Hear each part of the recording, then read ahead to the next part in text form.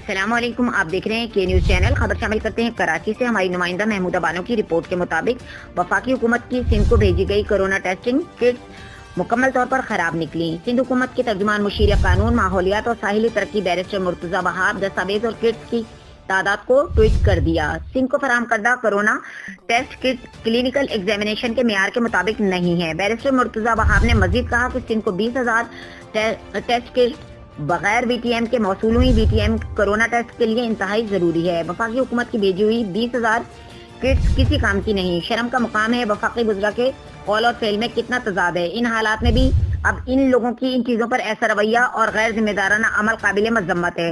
حکام بالا سے گزارش ہے کہ فوری طور پر اس بات کا نوٹس لیا جائے۔